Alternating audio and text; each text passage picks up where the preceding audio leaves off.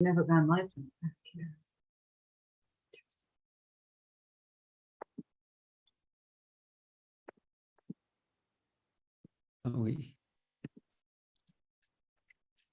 Hello, welcome everybody.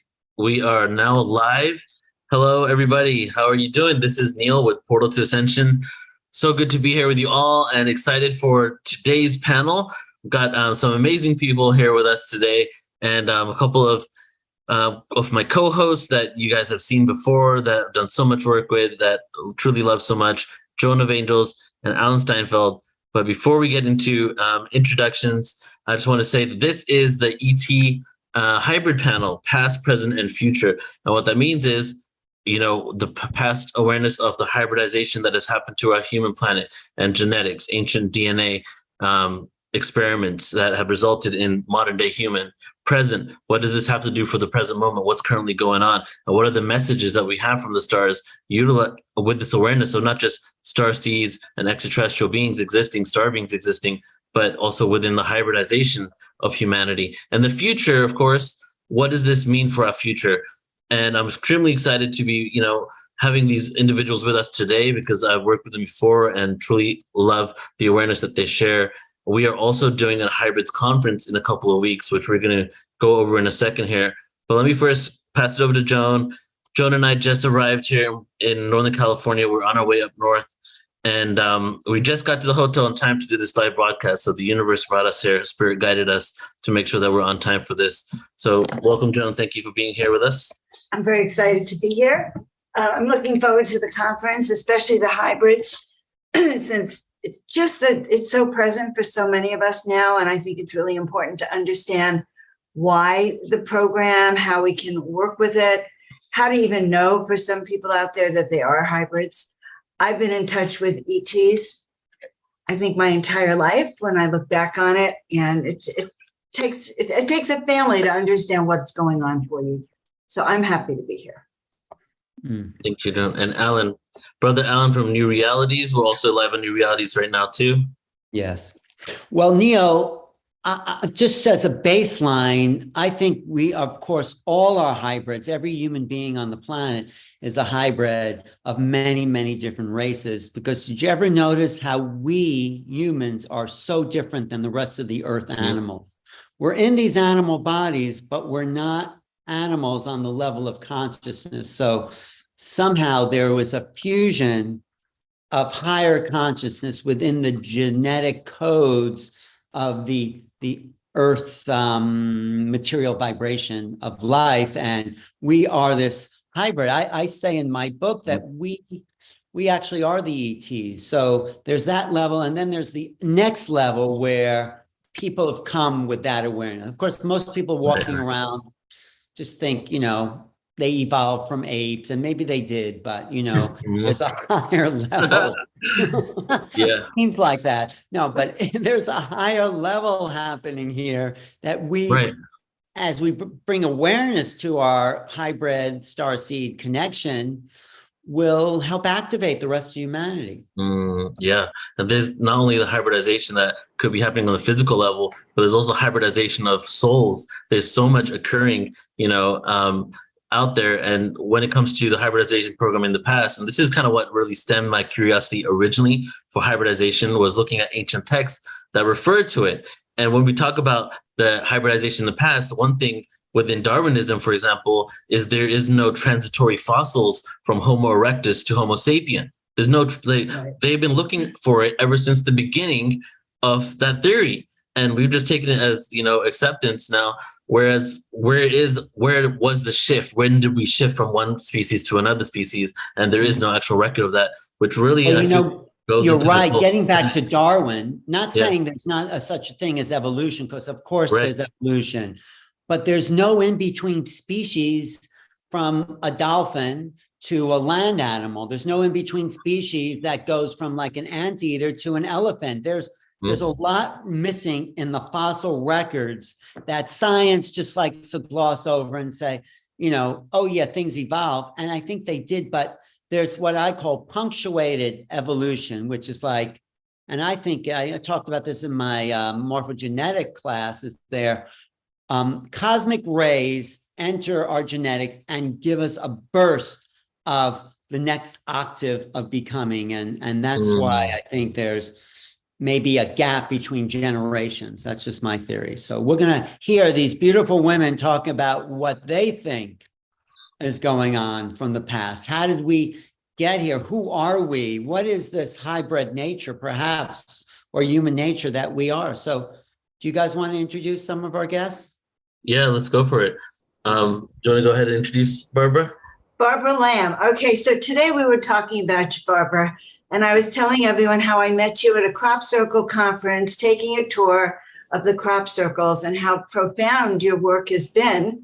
And even when I first met you, I actually had a regression because I really wanted to know who I am. So you're so known, for everyone. Barbara's just really known in the UFO ET world, especially for your work in doing regressions and your work in actually letting us know the kinds of hybrids, the kinds of beings that people see. So I think it's great that you're here. Welcome, Barbara. Thank you. Thank you, Joan. I'll introduce Geraldine Orozco, who's a superstar in this field of hybrids and ETs, and she uses her intelligence and her intuition to start to tune into these genetic codes, and genetic codes are key to our evolution. And Geraldine's really at the forefront of understanding this moment in the evolutionary process and where we've come from and where we're going. So I always enjoy having her on the panel. So thank you, Geraldine, for joining us. Thank you so much for having me here, Alan, Neil, Joan. Was that a fair introduction? Oh, amazing introduction. Thank you. I'm just checking. All right. So we're also happy to introduce Jacqueline Smith, and she has authored 2 books, Animal Communication, Our Sacred Connection, and her latest book, Star Origins and Wisdom of Animals, Talks with Animal Souls. She believes we are all star beings here on Earth and that the animals are star beings as well.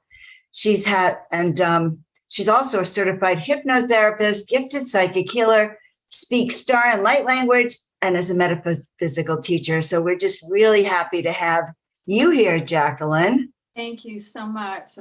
It's a joy to be able to be here today. Thank you. Yeah.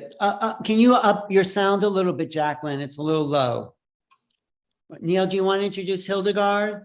Yes, and I'm also excited to bring Hildegard here after she's been on a few events, known her for quite some time now, and has been on, I think you were on the Walk-ins conference, the first one that we did just over a year and a half ago.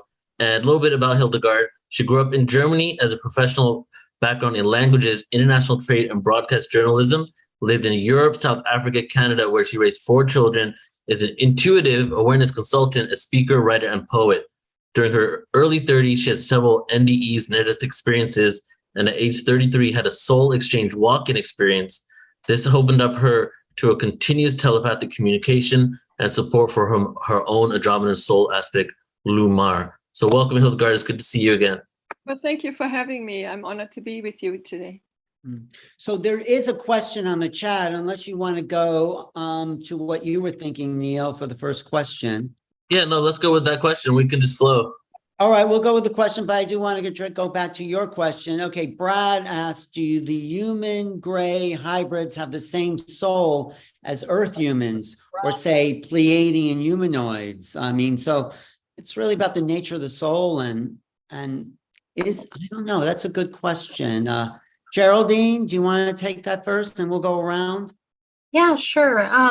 The way that I have explored, not only through personal experience with grays and also through regression therapies and also with other contactees, is kind of an overview understanding that there are, first of all, many different kinds of grays, different ranges of frequency which they manifest in form.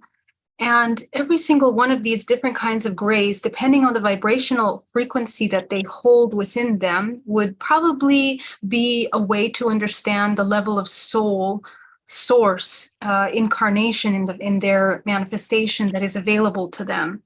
So the lower density grays, the ones that are working more in parasitic groups, have lesser of their code of DNA access in order to access soul essence.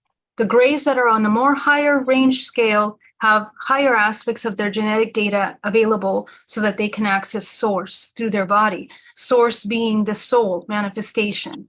So this is what I have seen.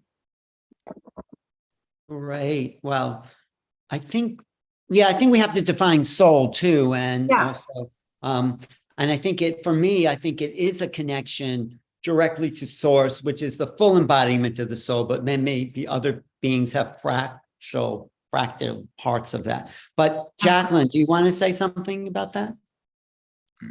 Yeah, well, my perspective is that, with the soul, there can be all the different aspects of the star beings.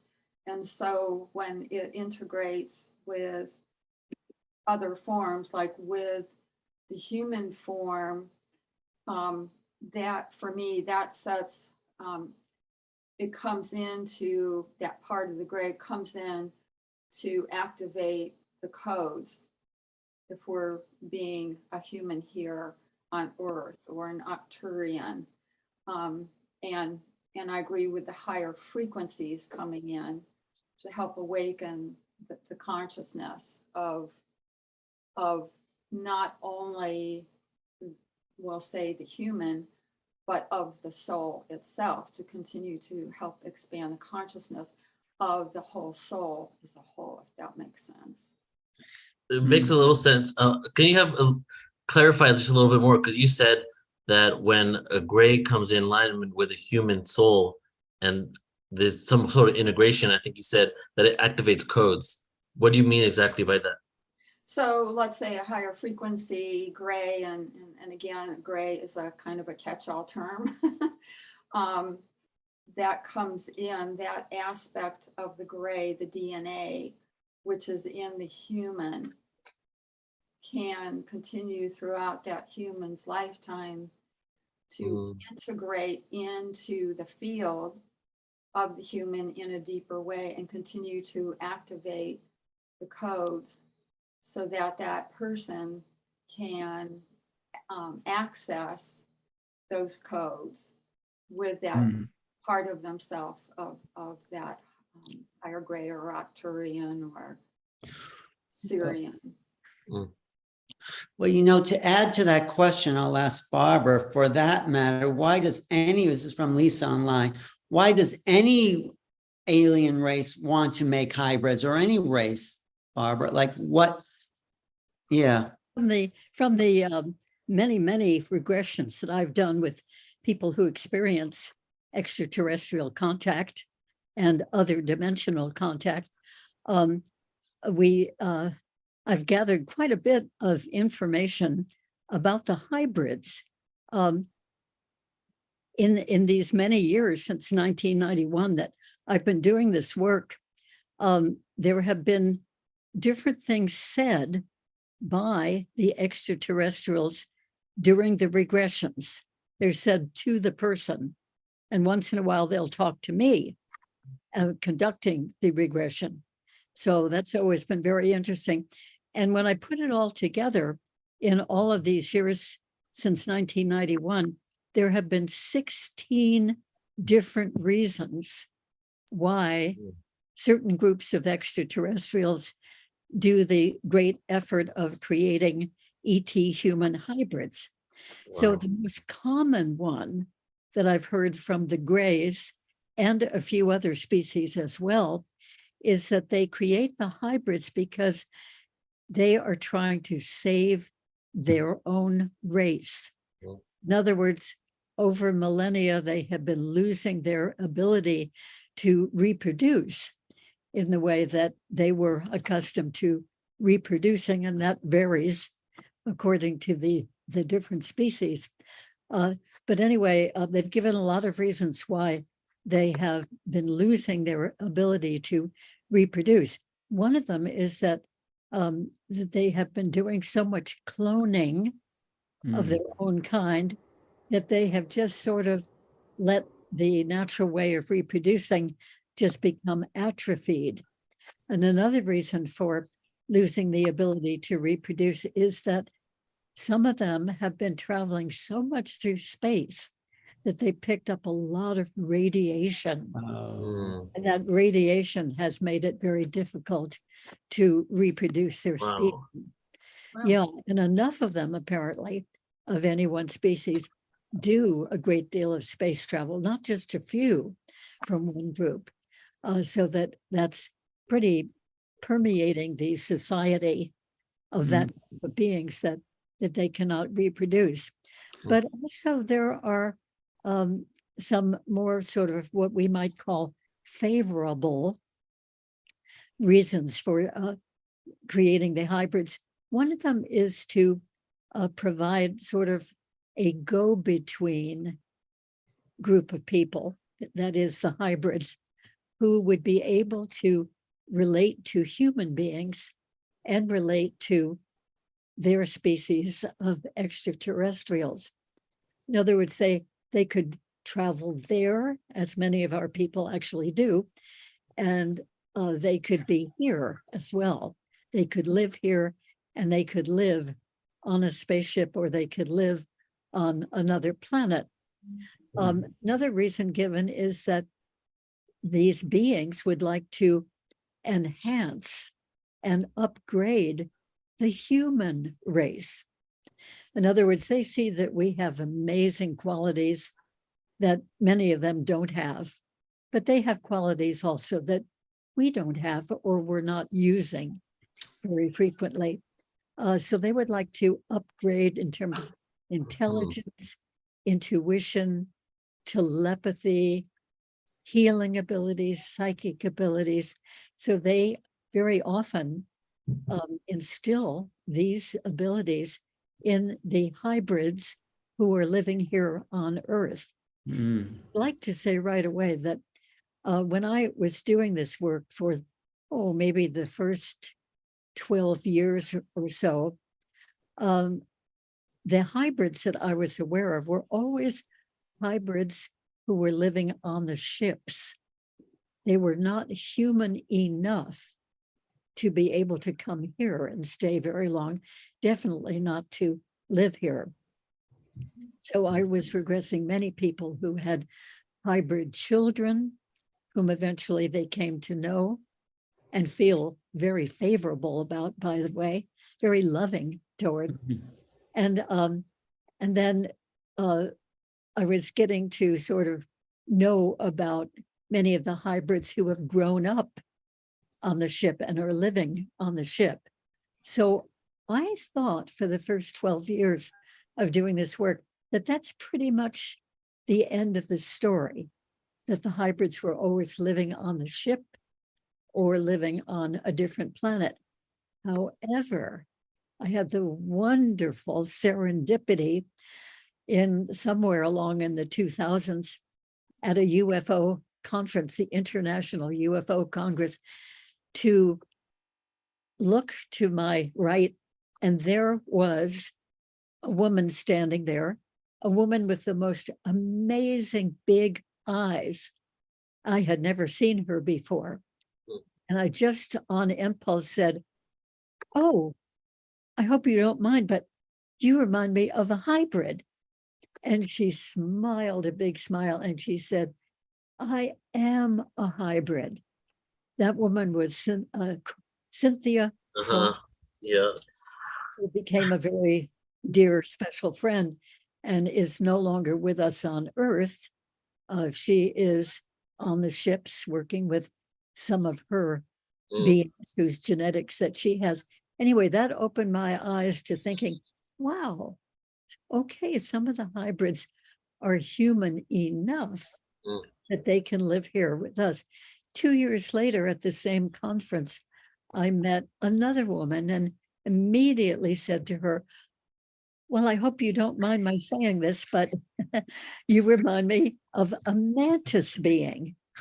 And she leaned forward and she said, "Good for you. I am a mantis being." wow. Those are great pickup lines. Those are I so good. know, right? So anyway, that began my knowing hybrids. And then I started to be invited to gatherings of people in Southern California where there were hybrids who were living here amongst us. They were wonderful people. I got to know some of them quite well.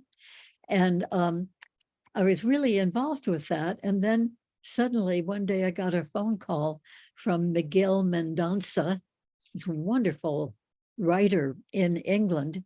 And he was very interested in ET human hybrids and had heard somehow that I had been getting to know some of them. So he asked if we could collaborate together and write a book, which we did.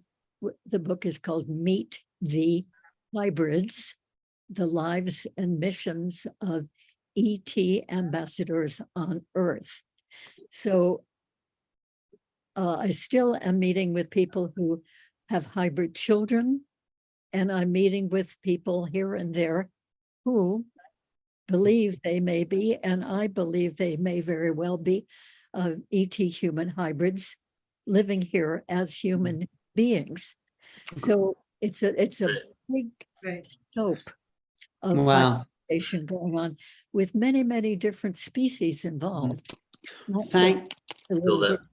thank you, Barbara. It's always great because you have so much knowledge in this field. But Hildegard has a wealth of information from so many different perspectives on this as being a hybrid walk-in, part human. I mean, where do you see it going and coming from, actually, Hildegard? Like, why are there hybrids? Why are you here at that moment? And where, well, we can talk about where we're going later, but what do you think? Is she frozen? Yeah, I think she's frozen. Oh, anyway, No. while she's frozen, maybe we should just do a little commercial for the hybrid conference. Yeah, Neil. let's do that. I just want to say real quick, Barbara, do you remember you brought the Mantis being lady to my first conference in 2012 when you spoke? You introduced me to her. That's right. Yeah. Cynthia Crawford was there too. Yeah, that was my first kind of experience with that. I think you said to me, what do you think she looks like or something? And I kind of guessed because she does have like Mantis features for sure. Mhm. I know it isn't. And she stayed with me for a whole week. She lives back Right. east, but she stayed with me for a week, during which I brought her to your conference. And Right. Every day when I was with her, I felt more and more convinced that she is not only a hybrid, but she is a part mantis being. Right. And she had all kinds of wonderful abilities. She had telepathy with animals when we would take walks and meet neighborhood dogs and cats. And she could talk with them, and she knew the history of them just by looking at them and talking to them for a couple of minutes. And then she would tell the owner of the dog, for instance, the whole history of that dog before he came to live with that man, the rescue dog. Wow. And the owner said, "Oh my goodness, how do you know that? That's really accurate." Anyway, I kept witnessing her doing wonderful things, and her main mission, and I think it's a wonderful one, is to meet children whom she can recognize as starseed children. Mhm. So psychic and so intuitive. So she'll go to a little child with the mother in a supermarket, for Right. instance, and start Oh, talking to that child and encouraging the child to learn to use its abilities that it has, the special abilities. Mm. She's hoping Thank- to form a community. In fact, she is forming a community of these special children. That's Wow. beautiful. She definitely gave them hybrid vibes. That's all I can say. I could feel it. let's get Hildegard in here while her connection is stable. Yeah. Are you good, Hildegard? Yeah, hi. I don't know what happened. I was kicked out for some reason, but here I am. Okay. Thank you. Yeah, Why don't- yeah, Go go ahead. ahead. Address that question. Yes. So regarding the grays, I have no personal contact with entities that I would recognize as grays. However, I look at it all from a consciousness perspective, much like Barbara was earlier saying as well. We are part of creation. Every aspect of creation is in a stage of evolution. And as such, we all contribute to the evolution of another, whether this is on the 3D level or an other dimensional level. And I believe as human beings, we have made agreements, or I'd rather say, as a specific aspect of consciousness, before I take on a certain form, I make agreements with all sorts of other souls so they can contribute something to my growth, and hopefully I contribute to theirs as well. And that can take various forms. And that can mean that, for instance, an individual starts seeing things that don't fit in the frame of reference of the conditioned logical 3D mind, which operates on 5 senses, hopefully. And in many 3D people, we don't have even access to our 5 senses initially. And we have to go through a stage of inner work or getting sick or having upsets in our lives that then ask us, we have to ask ourselves, how did I get here? How can I improve? How can I figure out what's going on with me? And I think that's, at least for me and many experiences that I had the privilege of meeting, have gone through that same journey. So as far as other intelligences, having gone through the same process, have made mistakes that led them to the fact that they cannot reproduce, or that their habitat, their environment, their planet has been destroyed, and that they then maybe had the technology to go out and find life somewhere else and intermingle and use what they are good at and learn. And I love what Barbara says. And then they have what we need, and then we can learn from them. And in fact, I wouldn't put it by those. I don't like labels. I really don't like the label ET and Earthling and walk-in and whatever, because I think we are all in unity. We are one consciousness. And over time, we have fallen prey to segregation and separation. And the whole journey for me is that as a little spark of the divine infinite consciousness is embedded in this physical machinery. And then it's up to me whether I choose to work with it, learn about it, and see that I can reach a different state of consciousness, which opens different channels in me, if you so will. And I can then draw on, let's call it divine energies, bring it into that physicality, heal it, transform it. And then I need to allow to bring my gifts forward to share with others. And in so doing so, it will give me joy. It will uplift me. It will send a ripple out into the field of all potentiality. And I can transform my life. We are creators, more or less conscious or unconscious. And I don't really see a difference whether you are a gray, or you come from the Pleiadians, or you come from Andromeda, or wherever. There is one difference though, because on this planet, we are all on different levels of awareness. And in different realms, there is a universal, let's say, I can't even say universal, I don't know how to say it. But whenever somebody learns something, it's immediately available to everybody, because they have not, at this moment, let's say, gone through the divide and conquering. And I think as a walk-in, and in the early 1990s, I didn't have a computer, we didn't have words to express what I experienced, but now we can use that term software. We have a hardware on our computer, and we can choose various software programs.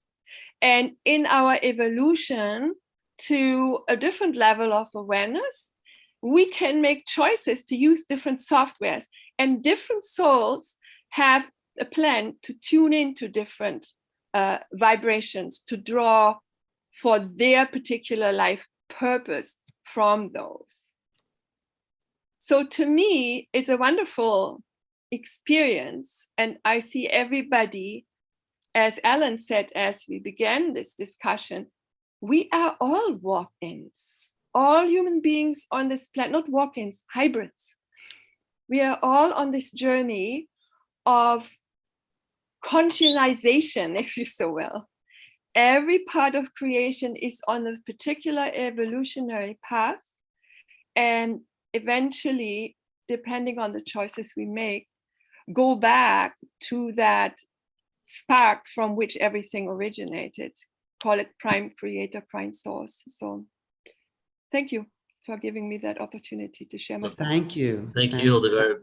I 100% agree with the whole concept of the labels, you know, and if you look at everything that you said, actually, but if you look at the yuga cycles, the whole concept of the cycles of time, the evolution, the devolution, it was even said in ancient scriptures that this yuga cycle is the age of hierarchy and authority. And within that, we create this hierarchical kind of system where this dimension means you're more tapped in, walk-in means you have this connection, and then we identify with these things in order to kind of like amplify how great we are because we are from there. You know, not everybody, but these labels kind of give us something more to identify and to grab onto and to recognize parts of ourselves. But the ultimate way to really transcend this is to let go of all the labels, because ultimately it's all levels of awareness, right? That's the walk-in hybridization is one level, but then as you go bigger and bigger picture, you get to the universal picture. It's all just one frequency experiencing itself infinitely, you know, and just like, yeah. And breaking again, it down. you could even look at this as we are all coming back from a future because we now look back and realize, oh, we didn't do so good in grade 1 or grade 2 or whatever, if you want to use that school model, right? And if we allow ourselves for these fuel injectors, you know, we spoke earlier about depending also on where the planet is in the big cosmic picture, our DNA pops, we are awakening, and many other intelligences contribute to that awakening in one way or another. Now, if we might perceive it as negative or positive, traumatic or joyful, but that doesn't change the fact that we have the ability of transmutation. We can heal our wounds, we can heal our physicality, and we can gain the confidence to trust our inner knowing, which I cannot prove for the longest time, let's say. But then in so doing, eventually we will bring new innovation, new ideas, build new communities, find a way for us to support those that are in resonance with where we are at and vice versa. And I think that is really the miracle of life on this planet in this time. Well, I have one thing to add that I don't think was brought up. If we go back to this idea of soul, I think there's something special about the human soul. I'm not just saying that because I'm part human, but we as in soul beings have the ability to play the whole keyboard, to go from the lowest to the highest. And there's something magical about that. I think there's something special about seeing the whole range. There's probably higher and lower, of course, that we're not seeing, but there's something that we have, which is like a golden thread that if we can activate us, it allows the body to actually ascend to other levels in the physical. So I think there's a golden key within our DNA when we're activated to the higher levels that allows us to move through the dimensions. And I think maybe other species have that, but I think humans have something that maybe the hybrids are inbreeding into their DNA because they want what we have. That's just my guess. Do you agree with that, Geraldine? Yes, I really love that Hildegard clarified for us what, source and the soul as it's fractalized into many different manifestations in different dimensional planes, whether humans, ETs, or whatever form they might present themselves as. And the way I look at that is that our genetic code, our DNA, essentially is the base code of all potential organisms in a three-dimensional plane. And so as aspects of that are activated, then, as we know, the morphogenetic field, certain organisms are designed by that instruction to create that form. And that will define the kind of experience that that organism will experience in that dimensional plane, including humans. But in the 3D, three-dimensional Earth plane that we are in right now, anchored physically, we're kind of operating by the law of three, which is creation, to create, to bring to life, feminine, masculine, uniting in order to create the third. And I believe we're experiencing that in many different ways through the hybridization program, but even the concept of seeding life, seeding thoughts, seeding vibrational emanations, seeding frequencies. We are a machine. We are a machine of creation. We are constantly creating many different things. And the hybridization program is one of those, one of the very important things that we are creating. And we have been creating since nonlinear timeline. The alchemical process, this transmutational process that you're talking about, is really, really essential. And it's something that's been hidden from mainstream for all history, because in that is the seed of understanding how we manifest and how we bring to life organisms. The cultivation of life force and the understanding of how we bring to life new souls is really essential, not only to the future of mankind, but to understanding how fragmentation occurs of the human soul and how we can reintegrate and begin to see ourselves once again as source, through all dimensional layers, through the mirrors of ourselves as grays, Arcturians, Pleiadians, whatever is within our field and in our genetic code, allows us the access to see ourselves as one. So the conversation of hybridization is very important, because it's not just about looking at these experiences individually. We're talking about the sustainability of this temporary matrix, but also the aspect and the mechanisms behind co-creation that the human potential has, which is incredibly important. And if we understand that mechanism, we can understand how every single frequency and input into that system can create something that's co-creative or something that's counter-creative. And this is why we have experiences that are very positive and experiences that are very negative in the hybridization program. So. Interesting. Well, Neil, let's go to a little quick view of what's coming up, because yeah, let's do it. Before we do that, John, do you want to comment on anything you heard? Well, it still gets me. One of the things is that everyone we start off, you said everyone is part hybrid. Oh, what happened to Ellen? Oh, we lost I'm Ellen. here. I'm here. Go ahead. So we Yes. start off, everyone is hybrid. Is that true? That every person here has had that kind of encounter? And if not, who is part of the hybrid program? What determines who's going to be part of that? Is it families of people? Like, how does that happen? And I'm really curious about that. So wait, what are you asking, Joan? Say that again. So what, maybe we can give this over to Jacqueline. What determines that you are going to be selected for a hybridization program, right? Right. Well, that's one of the questions. Yes. Bloodlines, we've seen even TV shows. Remember that show Roswell, where the gray ETs follow the bloodline the whole time? Is like something like that happening? Or yeah, Jacqueline, go ahead. That's true in my case, that on both my parents' side, there were bloodlines that go way back to them being connected to the star beings. And so I was genetically altered when I was in the womb by the tall white Zeta masters. And I do remember when they did that. So I think bloodlines are very key. And it's also a soul decision to have those experiences coming in as a hybrid. Like I've been told by the star beings that my soul, I have chosen to come in as a hybrid to do the work I'm here to do.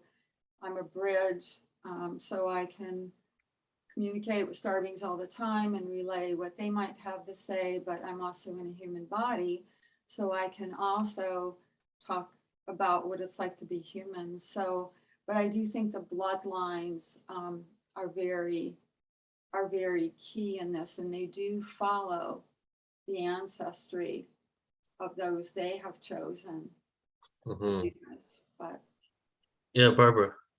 Yeah, I would like to just add that in my work, it is very apparent that it is a soul decision before incarnating in this life to have these other ingredients, shall we say, from these other species.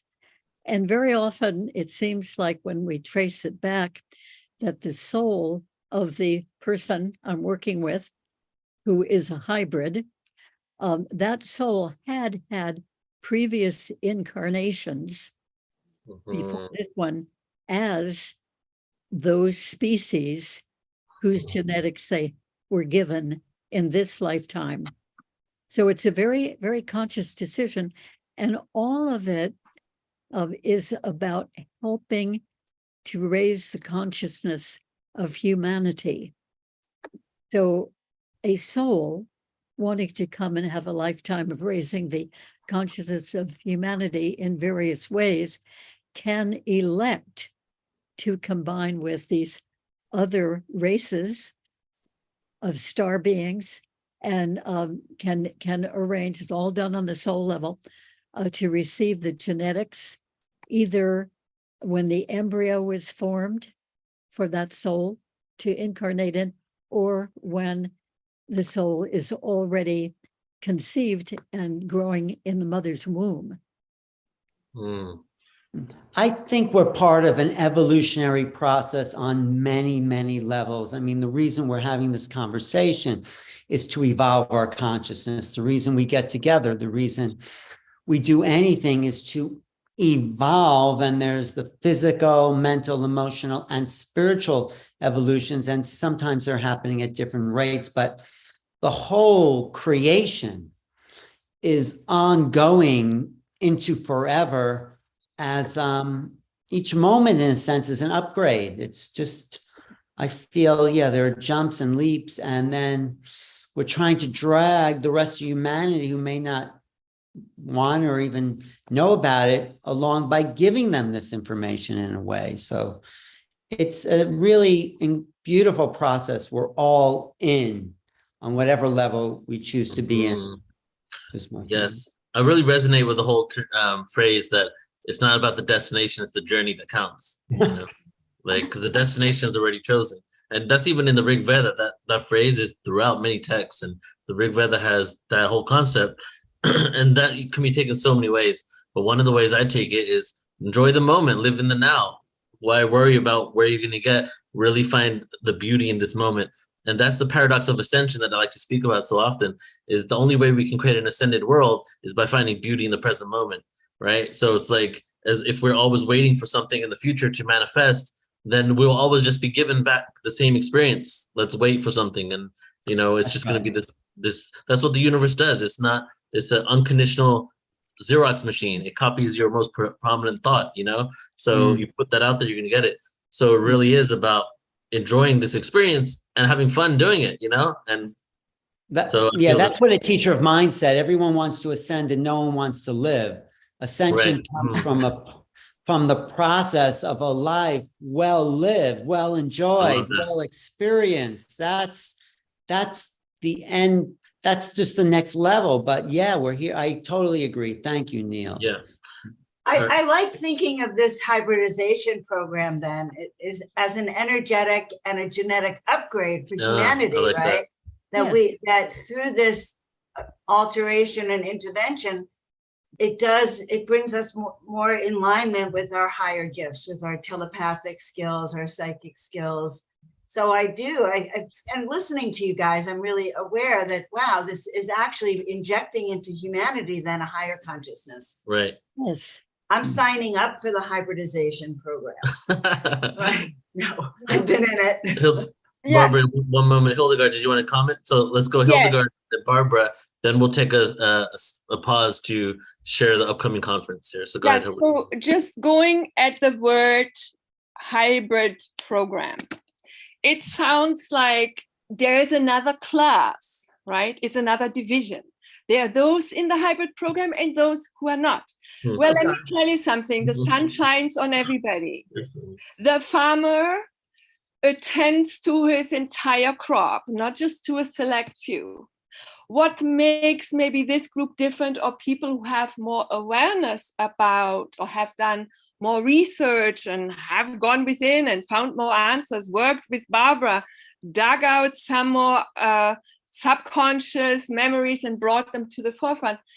It doesn't ultimately matter, because I think the key is we are conscious in this body now, and we are here more or less to, through our life, as Ellen was sharing, be really that transformative element that kind of bushwhacks through the thicket, the forerunners, create a path, and then in time, others are coming together. I mean, if you would have told me 30 years ago that I would be talking in a hybrid conference, I would tell you, no way. You know what I'm saying? Because the program that is 3D today is completely different than it was last year or years before. And I think that's where the difficulty lies, that we have a certain worldview in which we in this plane have been conditioned. And it's very difficult to let something in. And that is why I think these conversations are so important, because it's really all about accepting and loving where I am in this moment and come from this point of gratitude, no matter how I in my old program thought it should be. No, it's perfect the way you are. There's nothing wrong with anybody. You are where you are supposed to be, and trust. And that to me is faith, that when you go with your highest excitement, you know, Esther Hicks and Jerry in many of their books wrote about that. Do what gives you the most joy while responsible to others you took responsibility on, right? And then everything else will then come together. But we have to be mindful that we have the responsibility to do it. We cannot wait for an Ellen or Neil or Barbara or anybody else to do it for us and hear the news on the television that the world has changed. That's not going to happen. I have to change and transform myself, and the way I experience life is my responsibility. And that, I think, is the world that the Rig Vedas maybe talked about, where people had this awareness that they were automatically responsible and joyful and did what they loved doing and what their unique gifts were, and freely contributed to the whole. Yeah, thank you for sharing. And just to tie it in, and we'll go to Barbara right now, just to add to that. And yeah, the actual Rig Veda, when it was written, was about the time that we were supposedly in the Satya Yuga, which was the golden age. So it makes sense that they were at a frequency that was in harmony with the universe, and were able to receive these downloads and really know, you know, kind of what the meaning to life is, you know, in some ways. Yeah, Barbara. Yeah, well, I just think it's a wonderful coming together of human souls and extraterrestrial souls. In other words, a human soul might decide before incarnating into this lifetime to give a life of service. That's the main reason for that soul bothering to incarnate and go through all of that. And then in the meantime, there are star beings who cannot come and live on Earth and do the work that they would like to do to upgrade humanity. So these two get together the star beings and the soul of this one who wants to incarnate. And in the process before birth, usually, the star beings make sure that this forming human life before being in the womb or in the womb, once in a while after birth, will give the genetics to that person so that the star beings can see that the work that they would like to do to enhance humanity gets to be done.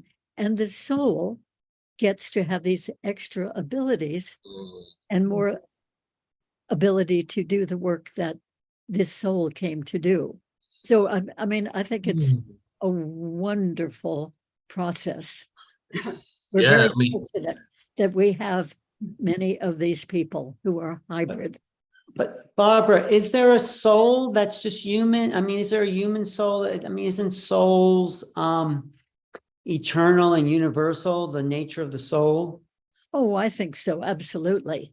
Yes, Right. and not only that, but I've been very curious, very wondering for many years about the star beings, whether they have souls.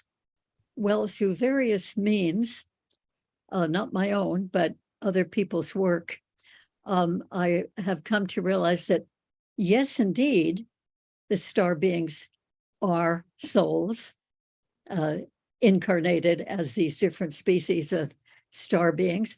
And they all are in the same realm that we go to as souls between incarnations. So I had the great pleasure and honor of knowing Dr. John Mack. And John Mack died a couple of months after he was with me for 10 days visiting crop circles in England. I was his crop circle guide. And then after he was killed, he came to me a couple of times. And one of those times was that he was able to speak through one of my clients, my therapy clients. And he spoke for 45 minutes. And that's one of the things that I asked him in that wonderful conversation that I still feel incredibly blessed to have had. And I asked him, in the realm where you are now, John, in other words, what we might call the spirit realm, I said, do you get to know the souls of extraterrestrials? And he said, oh, yeah, they are certainly in this realm, but you wouldn't know the difference unless you really sought it out. Interesting. So, Wow. in other words, most of the souls in that realm, most of the human souls in that realm are there with extraterrestrial souls, but Right, unless they're looking for that difference, they would not even notice it. I didn't know you had a conversation with John after he was a friend, and maybe you should do something with that. Can you print all those conversations up that you've had with John Mack and the? Well, during the 45 minutes or so, when it was happening, I was so amazed and pleased and blessed that it was happening that I didn't record it in any way. But partway through, when he started to talk about certain things, I thought, oh, I should be writing this down, and grabbed a little tiny piece of paper. There's a little, from a little block of paper, and started writing down some of the things. So I can remember a lot of it. This was in 2004. I can remember a lot of it, but probably not every word. Because there was another person who talked to John, and he said to her, it's not what you think it is, the alien content. You remember hearing about that? Yes, he said that to me. What do you make of that comment? It was not. Well, I have a big question mark. In other words, we, I think, have tended to think of these beings as being particular, specific individual beings.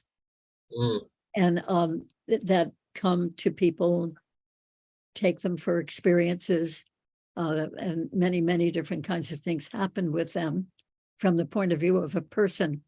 But he, I think, sees it as much more of an overall realm of consciousness. Hmm. It's all about consciousness. Hmm. Even though when we go to a ship, we tend to, or at least people describe it to me, to see as if they are individual beings. Mhm. But I think that with any of those beings on any one ship, there is so much more mutual shared consciousness and communication. I think you're right. We're getting to that way, hanging out with Joan and Neil. We were like kind of connecting us less as individuals, but also part of a collective. So Yeah. And they're much more aware of the collective. So all of the hybrids, including Jacqueline, whom Miguel and I interviewed for this book, Meet the Hybrids, all of them individually, totally separate from each other, said at some point, we are all one. right. Well, I think that these groups have so much more a sense than we do of being, as you say, part of the collective. It's a whole huge group consciousness, and not only between one group on one ship, but I think with all of those consciousnesses, wherever they are. Right. Did John, As well. yeah. Did John say that to you? Did he say Yeah. that to you? Oh, Yes. that's you he talked to. I must Well- have said that to you at some point. Right. No, but I want to just ask Jacqueline, unless you had a question, because Jacqueline, we may all be one, but you are tuning into different frequencies that seem like separation, the different frequencies of being, and how do you kind of bring that together with the fact that we're all one, yet you're accessing different levels and, vibrations? Well, yes, and the star beings always, they've given this message to me for a long, long time, that we're all one. So my experience has been with the different groups of star beings, they are different frequencies. And so for me, the cosmos, there are all these different frequencies, which is, however you want to say it, the creator expressing itself in all these different frequencies. So the star beings, like call them my star parents, the tall white Zeta Masters, I just know their frequency, and I had been with them in past lives. Then I was on the ship with Mantis, Nocturian, and I could feel the different frequencies of those beings, but they do have a much greater awareness of being connected to the collective, and don't really think in an individual way, if that makes any sense. They aren't really, they're expressing as a group, and there are individuals who have we could say kind of different personalities, just like humans. But So they're all one, but they're aspects of the one, I think. Correct. Yeah. Exactly. Yeah. That makes sense. That's That's kind of like in Hinduism, for example, there's only the Brahma, but that's split into the Brahman, the Vishnu, and the Shiva, and then all the stories and the metaphors are personifications of the aspect of the one. Which is why it's confusing. Is it a polytheistic religion? Is it monotheistic? But it's all like we're all basically just reflections of the one incarnated into infinite experiences on Earth. And the larger picture is there's no such thing as star beings. I mean, Star what? Say that again. There's no such thing as star beings, because we're all one. It's just a matter of perspective. So if I'm looking from an Arcturian point of view, I could look at I could look at a human as being the star being or the ET. Yeah. So Yeah. it's a matter of perspective as well. They shared this with me, and so, but I'm able, just because of my genetics and that, it's just very easy for me to tune in to. I know I can literally feel their frequency, and I know who's going to show up. Whether it's going to be a tall white Zeta Master or an Arcturian. Right. So I just have, I just know that. So. Wow. That's incredible. Great. Shall we show the conference site? Yeah, because we're like halfway through this discussion that's really gone, it's just lit up. It's like, Yeah, I'm really yeah. loving where we're going with this. First, I want to show this, but I'm not going to speak too much about this, Alan. So I'm just going to quickly skim through this, let everybody know, and then we're going to get to the Starseed Hybrids Conference. Alan and I will do 3 or 4 broadcasts specifically about this event that we're kind of affiliated with. That is the UFO World Congress in Barcelona, taking place in 2022 this year. So basically in September 2022, excuse me. And if you guys are local or able to fly out there, please go ahead and check out this event. It's going to be amazing. I'll show you some of the speakers. But yeah, also, I recommend this event. It is the World Congress. Linda Moulton Howe is going to be there. Jaime like the Maussan. event of Europe, Oh, wow. Here, let me Jaime show you. Maussan's the biggest UFO researcher in the world because he talks to all of Latin America. Chris Mellon will be there, right? Who was a former deputy defense secretary under Clinton and Bush. He really is at the leading edge of disclosure. Of course, my good friend Linda Moulton Howe is a genius and the best researcher out there. I don't know many of these others. Anton Parks. What is he do again, Neil? Anton Parks. I don't know. We can take a look real quick, but we are going to also interview a few of these people on Zoom, yes, on YouTube within the next month. yes. Anton Parks is Eden and Anunnaki. Yeah, right. He really gets into the Anunnaki lineages, and we're gonna plan on interviewing him for sure. So go ahead and if you want to attend live again, go to ufoworldcongress.com, and Alan's going to be there. So you'll see Alan. I'm going to be around, but I won't be at the event. And then if you want to sign up for the live stream, go to portaltoascension.org, sign up there. You get thousands of hours of free presentations. But I'm going to go ahead and send the live stream link out. So if any of you guys want to just tune in from anywhere in the world, you can do that as well. Great. Yeah, it's going to be a great conference. Definitely, if you're in Europe anywhere, or even not, come to Barcelona. We'll really have fun. Right. Okay. Now, the main event of coming up on Portal to Ascension.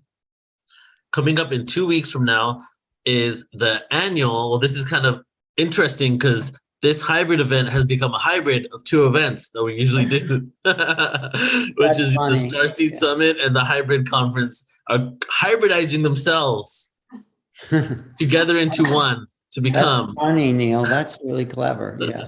The Starseeds and ET Hybrids Online Conference 2022, just under 2 weeks from now, August 27th, and August 28th. We're going to go for about 8 hours a day with a panel discussion every day.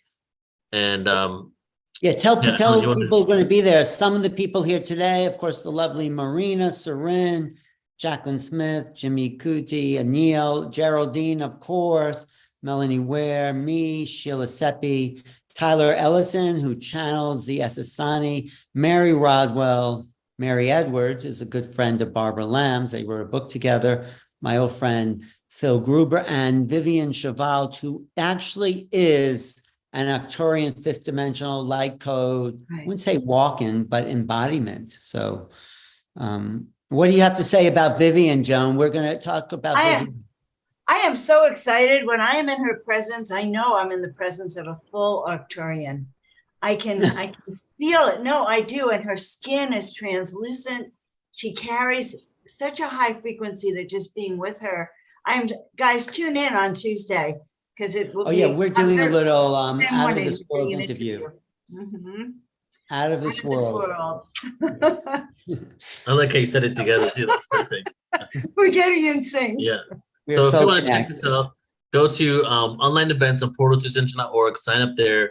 We're just going to show these two events for now. We have some amazing other things to share with you as well, but we'll be doing that when we go live next time. I just want to say this conversation we're having today is sort of a introduction for people to this conference that's coming up.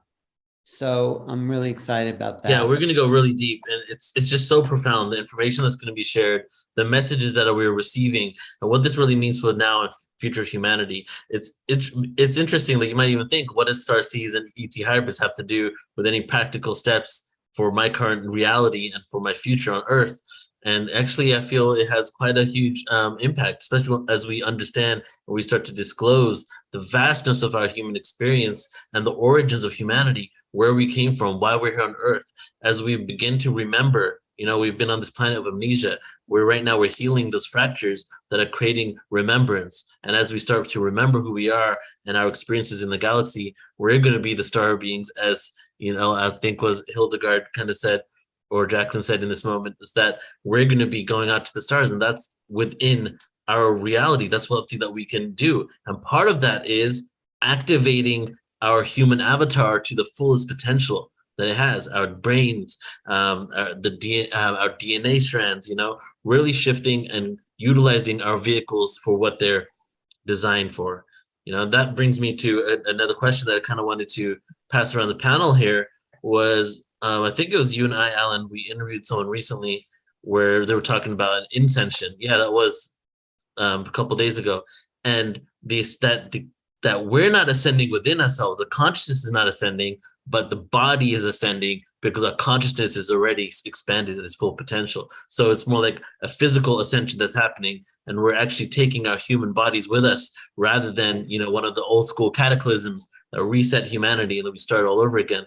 So I kind of want to go around the panel. Because consciousness is already ascended. We're already. Exactly. But our bodies aren't able to process the expansion of what's within us, So I feel that would be a good thing to go around with the panel. Yeah. Geraldine, if you want to take that and just, what's your whole take on our physical body ascending? I know you talk about a lot of genetic hybridization and upgrades, so maybe that's in alignment with that kind of research. Yeah, ascension. I think that the entire multiverse is moving and evolving as a mechanism of its existence. It evolves, and we are kind of along for that evolutionary process. But that being said, the mechanisms of the human, which is a manifestation of that fractal of source, has the opportunity to become conscious in this physical vessel. And so when we become conscious and aware of ourselves as consciousness, that's when we can start navigating, becoming aware of multidimensionality, which is our ability to access intuition, higher faculties of our body, and also begin to navigate into dream state, out-of-body experiences in the astral plane and higher dimensional aspects of ourselves, in order for us to understand how to begin to navigate the death, which is ultimately when this consciousness departs from the physical hologram. So I think that ascension is well, it's many things, but the way that we actually can access ascension is through absolute integration of fragmentation of ourselves, which means total awareness of ourselves. Firstly, deprogramming matrix programming, which is all of the indoctrinations, belief and program systems, limiting belief systems of the self, the physical, the identification with the self. And so once you release those programs, you can begin to access your multidimensionality. You become aware of yourself as multidimensional, not just only in the physical. And that's when you can begin to navigate these realms. A lot of times when we become awake for the first time, this is a lot of people that start to have ET, or I think it's interdimensional. I don't think it's extraterrestrial, interdimensional contact. And this is where we begin to see what we've been up to, the fragments of ourselves in other dimensional planes. So a lot of contact is done in dream state, because in dream state is where we're actually navigating these higher realms. So I think that ascension is really the mastery of our lives, are in our everyday life, everyday experience, but also the mastery in these dream states and higher dimensional levels. Also, I will add that there is an entire ancestral genetic aspect to ascension, because the souls that come into ancestral lineages are designed in order to have an opportunity to break cyclical traumatic programs that have been passed down genetically through ancestral lineages for, millennia. And the ability to break those contracts and those repetitive patterns allow ascension, not only for that individual organism, but for the entire ancestral lineage. And it also affects the fragments of themselves and the kind of experiences that one can have interdimensionally, like with these interdimensional beings. Beautifully said. I 100% agree, especially with the breaking programs. Like, that's something that I'm seeing a lot, and having conversations with many people about, like, them having the belief that they've come down to this planet to break the cycles of trauma that happened in their family, and to like shift things. It's almost like, and I love this analogy that I created, like, is basically there's a singularity, like a black hole singularity, and we've been at the end of the wormhole for quite some time, but the singularity has been pulling us closer and closer and closer. And but the whole thing is that when we're about to drop into the singularity, into the black hole, so to speak, and go on to another dimension, we can't take any of our baggage with us. So we keep going around and around and around, and we're having to break free from all these cycles, right? Karmic cycles, matrix cycles, collective cycles, individual ones, family ties, soul contracts. Who knows what's going on, right? And so right now we've been bombarded with so much stimuli, even on our phones, like everywhere, just nonstop. Like 100 years ago, 50 years ago, right? 40 years ago, not even near this. So what does the stimuli represent? It represents lessons and lessons and lessons to transcend in every single moment. And it's like, what may have taken lifetimes for us to re-experience, we're experiencing daily now. And I feel that these are all just opportunities for us to choose love, to choose compassion, to choose connection, and then we will transcend and ascend into this higher octave of existence, which is just a higher octave of ourselves, of being in harmony rather than in disharmony with ourselves, the planet, and each other, right?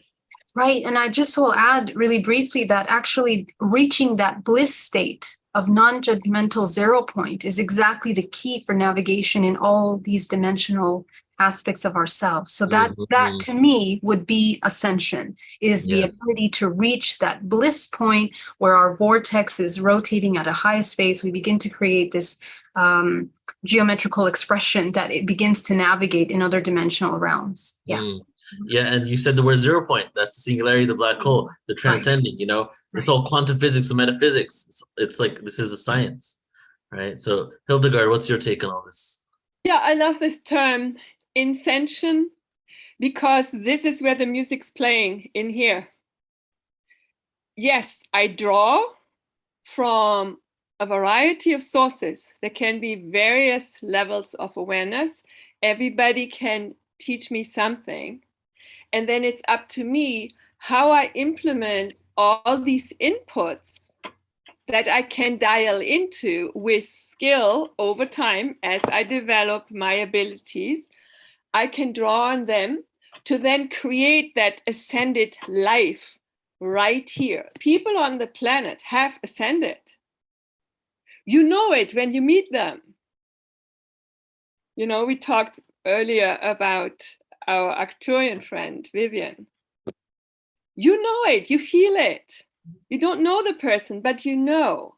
Some call it self-actualization. I call it self-discovery and complete genius expression.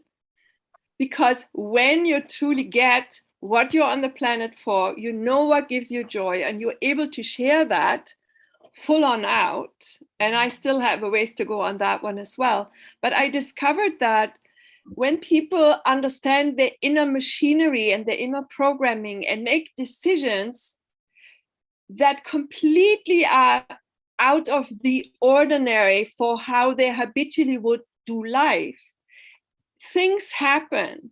They're not coincidences. That is at the individual then being in their unique vortex, as Geraldine put it, right? Everything was put in the vortex by me, by the soul, before I came in here. Much like people who are expecting babies, they go and shop for strollers. Same deal. The question is, can I get in tune with that flow? And then life is easy, things come together. I may still be in my conditioned mind fighting me all the way along, depending on how well I've been able to tame that wild mind of mine and make it my willing secretary and helper. But that is an inner journey, right? This is an inner journey. And the more people take that path, then the collective resonance of the planet goes higher and higher. And this can be heaven on earth. Mm-hmm. And it's my job to make mine, and everybody else is to make theirs. And collectively, we can help one another. And it's not a hardship. It's not a me versus you. It's a together we can make that happen. And I love the synchronicities with which, when I look back the last 30 years, how people came into my life. And I'm sure many of you have the same experiences here on the panel, and maybe the listeners as well. Things are timed with such precision by our higher divine universal self. It's absolutely joyful. And when a human being has that experience once, and this is what I endeavor to do with what I call intuitive awareness consulting, because I see consciousness in pictures. I do not know what the individual deals with, yet I get this input. And when I then see how the individual goes, oh my God, I get it. And you can literally feel something pop open. And then once they have that experience, they're more encouraged to follow their inner guidance, regardless of what the mind chatter is or what's happening around in their lives. And it's a painful path. We need to learn, unfortunately, I guess, through, traumatic and painful experiences, but there is a very bright light at the end of that journey. And I envision a planet in which all human beings who want to do that inner insentient work joyously then be of service to others. And that's why I'm here. That's why I'm wanting to continue to learn more, do more, be more, and share more. So thank you. It's just great to be. What's your next step, Hildegard? What's the next vision? So for me, the next step is bringing about regular get-togethers with people. I have the Toronto Experiences group once a week, and continue to develop more an online presence as well. So do regular get-togethers with people who want not just the coaching, but maybe also in a group, because I find we trigger each other better in a group than in a one-on-one, right? And that is part of my mission. I had two visions in one of the near-death experiences: raise these children to the light, which I didn't know what it meant at the time, and then share and be of service to others, share with others, be of service. And again, know that all people on this planet, without exception, have a very powerful piece to the universal puzzle to fulfill. They have a choice. Everybody has a choice. There's nothing wrong with people not wanting to do this journey. That is fine. But if somebody is willing and want to do it, it behooves those with awareness comes responsibility to help. So this is where I'm headed. And I'm very happy where I am. I think life is wonderful. And again, joy is a higher frequency than anything else. Combined with gratitude is fantastic. And if we can't do anything else, just write a gratitude journal every day and see what happens as one tiny step into inner ascension. Beautiful. Yeah. Thank you, right. And what about you, Geraldine? Where are we going as an individual, as a planetary race, as a galactic civilization, as cosmic voyagers, as adventures into the unknown? All that. Boy, that's a big question, but I completely agree with Hildegard. I think that our focus should be the internal nurturing and cultivation of that bliss state moment by moment. And I think that if our focus is there, the rest will fall into place because of the mechanics of the universe and how we co-create, because that is the key to co-creation. When we enter into that bliss state, this is how we can actually affect the collective and begin to see change and begin to shift timelines from the more negative collective, potentials to something more positive. And I think that, right now we have a lot of influence, and it's deeply put into our brain subconsciously through media, all the negative potential timelines, but there isn't enough input because we're not connecting to source enough individually in our own time to the positive potential timeline. So we really need to connect to that in order to be able to clarify the vision collectively, I think. Yeah, nice. Oh yeah, I was just thinking, I know it's so good that there seems to be an active movement. We can actually see it going on right in front of us, the collapse of the old and the awakening of the new. And it's palpable. It's just, no one knows where it's going. I don't think anyone can predict it. We have to create it. Right, So instead of waiting for someone to predict it for us, what are we going to create? Barbara, we're creating. Yeah, more and more as the years go on, people who come to me for regression work are really wanting to find out what their sole purpose is for being here in this life. So people are still coming to unravel the details of any extraterrestrial encounters that they've had. But even when they come for that, more and more people are feeling like they want to know not why are they having their contacts, but what are they really here to do? So I think just in the culture in general, more and more people are being aware that they have come here from the situation of being a soul. They've chosen to come here. I did not grow up with this idea at all, and maybe the rest of you didn't either. But more and more people now of many different ages are thinking, oh yeah, that they are really an ongoing, continuing soul, and they've come into this lifetime on Earth to really make a difference, to do something really helpful. And to me, that is very encouraging. That is an upgrading, even with all the negative things going on in the world. There are more and more people thinking about their purpose and being useful, giving some kind of service. Well, So I think that's really hopeful. Well, isn't this the most exciting time to be here? Isn't it Neil, Joan, everyone? It's like, I'm pretty excited. It's where the shift hits the fan, really. I think so. I think we were called for these times, and that's why we're here. And exactly. And we collectively, we've all been going through our grand initiation, personally and collectively. And I really like this talk about how as humans we're being upgraded. So, how which is really exciting. Our DNA is being upgraded. The contact with the extraterrestrials is having such a positive impact on humanity and on our future, especially that's what I'm hearing from everyone here today.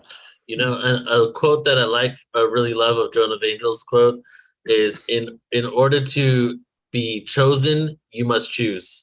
You must choose yourself. Yeah, I love that. We all must choose. Yes, we chose to be here to discuss this. That's why we're on the panel today, because we see clearly what our mission is, and I know each of us has a mission to wake up other people around us to know our sole purpose. Right. It's actually really exciting. Maybe Jacqueline could bring in some frequencies, not to put you on the spot, Jacqueline, but I know you're good at bringing the light language and bringing in the energies and And if you could get a little closer to your microphone. That'd be great. I also have a question for Jacqueline. Since you're tuning into different frequencies and different beings, are there very a range of messages that you're getting about the experiences and agendas on Earth, or is there one collective kind of download that you're getting from that? So if you want to maybe share about that, and then get into some whatever you want to share, light language some or whatever comes through. Yeah, they usually come through with very simple messages. And I think, one thing I wanted to say is that in regard to what we're talking about with the Earth in the future and ascension going within, the star beings have shared this with me over and over, is that it's very simple. If we go into our hearts and listen to our hearts and do what we love, that's the central message that they have been giving me for well over 30, 40 years. And that it's also, releasing old patterns, releasing old limiting thoughts. So let me share, Alan was asking about the light language and that. The light language actually is amazing in terms of it activates every level. It activates the cells, it activates the chakras, the whole body, the multidimensional selves. It wakes everything up. It shifts the DNA, and it's a very easy way to do it. I mean, I'm having some amazing results working with people with like languages, just releasing past life stuff with their parents just in a session or two. So I just wanted to share that. I think the light languages are part of our next evolutionary step. And many people are speaking light languages globally. And what I love about it is it bypasses the mind ego. And for me, that's the point. The rest of us, all of us knows what is being said. And so the light languages sound very familiar to people. So I'll just share what comes through here. We'll see who comes through. Anaka ye tadeta kutoro sukura tare tamaha ushuku umatare tare onaha ukura taraika ki anako sukuri anakaya nahaya nahaya ushikuria taleki angataya umakari tananakaya alakari ita ushamakari iamakari naha umakoya taituru kari tanahaya Oluku na ha wa wehi na ha sho uai ina ua na ha I iona kukurata eta zakuta e na ha ye na ushu uta wa ze I iana jake inukuta amakaleta umaha ionotu lakari inakatari ke makatari kotasako tataya ushu unaka ia umaka ia, ushuku uakariita, umaka holaka, umakariita nahala. So that was from, we could say, a council of a number of beings coming through. And they're talking about, they always love to send blessings for the earth, and this will activate people's hearts and souls and will help to integrate their multidimensional selves. And in the bigger picture, they are simply saying that things are integrating at an appropriate way and at an appropriate speed, we could say, for the evolutionary process of humanity, that it's being done, that the evolutionary process is happening very quickly it's speeding up now more than it was years ago, and that humanity is indeed evolving and opening to their gifts and blessings. Thank you. Thank you. Thank you, Alan. Anything coming from you, Hildegard or Geraldine or Hildegard? Yeah, I love light language. And for me, it's simply activation. It's, as Jacqueline said, it goes beyond our logical mind because we're so conditioned to judge everything. We want to understand and question. And for me, it's been quite a challenge to let it flow through. However, I'll be glad to share something. And it's more or less from I will call it my Andromedan aspect, Louis Marr, because you see, when I got in touch with that particular energy, I was very much stuck in a 3D, and there was a need to stick a label on things. Over time, I feel it's not necessary anymore. But here is what is coming through for me. Ishwani ikatakanu sushata. Irami nisaka ula sakatananatu ikatapana manusashi ikula tikata ula namasate. Shasika numana ihatikata ushatika namanatuku isalamina no samono. Shasia ikata nushata utanamanata kusai. And which means, I guess it's vibration. I do not know. It's not translated for me. It's a very gentle vibration, though. Yeah. Frequency. It's so loving. I always say it feels like 1,000 cashmere sweaters hugging me. Wow. How about you, Geraldine? Anything? I mean, not that I don't think you do like, I mean, not that you have to, but is there anything coming through you in this moment that is being downloaded? I do speak light language, but Oh, you probably do? not at this moment. Yeah. Okay. I think that it's important for each of us to exercise because we can all speak light language. We all have the ability to tune in to that. And I think that it's actually a wonderful exercise for us in the area of surrender to begin to channel those frequencies as they come through. And there's different ways to channel this information, whether it's through the arts. Many hybrids are beginning to express their multidimensional expressions through art, through light language, through sound, through music as well. And I think that right now is a wonderful time for each of us to dive deep into that creativity, that creative part of us that can be expressed in any of these modalities. It's a wonderful exercise to train the intuitive faculties and to also, it's a powerful way of healing, actually, because you can overcome a lot of traumas, emotional traumas and blockages within the body as you allow these things to flow through you. So yeah, that's what I will mention since the topic of today is hybrids and we're speaking to and of hybrids. Right. Yeah. And it's an upgrade of not only hybrids, but upgrading, right? Because that's what we're talking about in regards to the hybridization. And even over the hundreds of thousands of years to us to get to this human avatar right now, the Homo sapien, all these different upgrades have occurred. And now we're cultivating these abilities to really tap into our highest potential, right?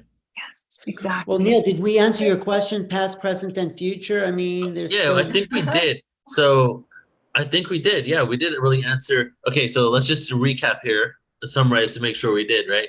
So we talked about the past. We really started off referring to the fact that there's no really transitory fossils in regards to the creation of not only the human race, but other species on the planet.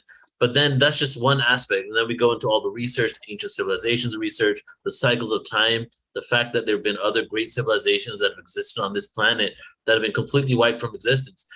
At this point, Atlantis is pretty much, in my mind, is definitely a reality.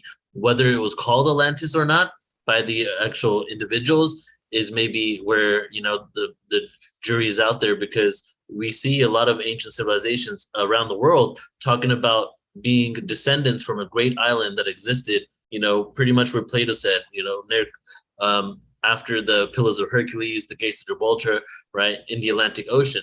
But they don't really refer to Atlantis. We hear Atlantis the first time when it comes to Plato, right? And Well, the Atlantic Ocean is it's really the Atlantic Ocean. The Romans turned the S into a C to call it the Atlantic Ocean. So there we go. hear it every single day. But anyway, go ahead. So yeah, so I'm saying that regardless of the title of the place, we know a lot of civilizations have been speaking about this. And this gets to the whole point of we're barely uncovering that truth now, right? So imagine 13,000 years before that, 26,000 years before that. If we're going through these 26,000 years cycles of time, if we're barely discovering the last cycle cataclysm, imagine how many cataclysms before or resets of humanity of ancient civilizations that might have existed that we cannot even trace at all, right? Imagine an advanced civilization being wiped out. You know, there's radiation studies in Mohenjo-Daro showing that looked like there was some sort of nuclear blast that occurred here.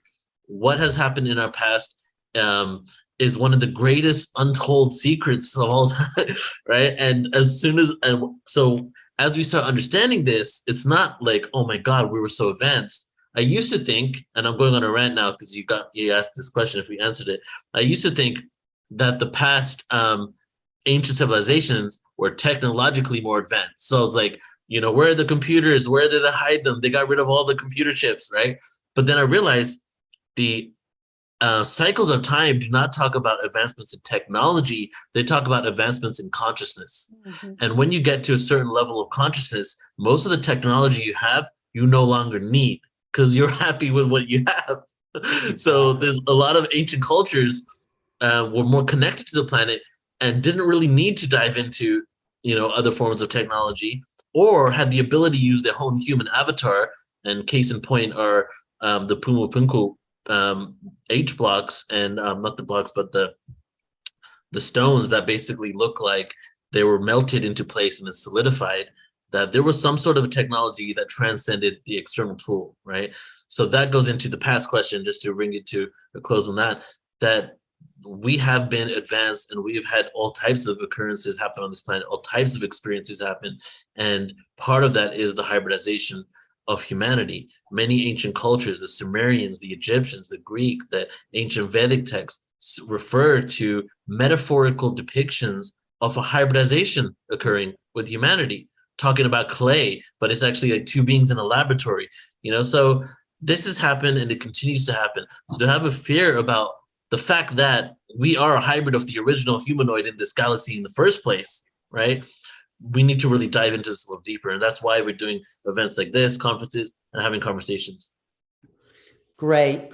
Well, let's ask Barbara Lamb, the grand dame, I would call her, of this movement, because she's studied it, she's passionate about it, she's talked to thousands of people in order to get a perspective that we can benefit from as people trying to understand the incarnational experience. So Barbara, where would you say as a civilization we're going? What's our next step in evolution?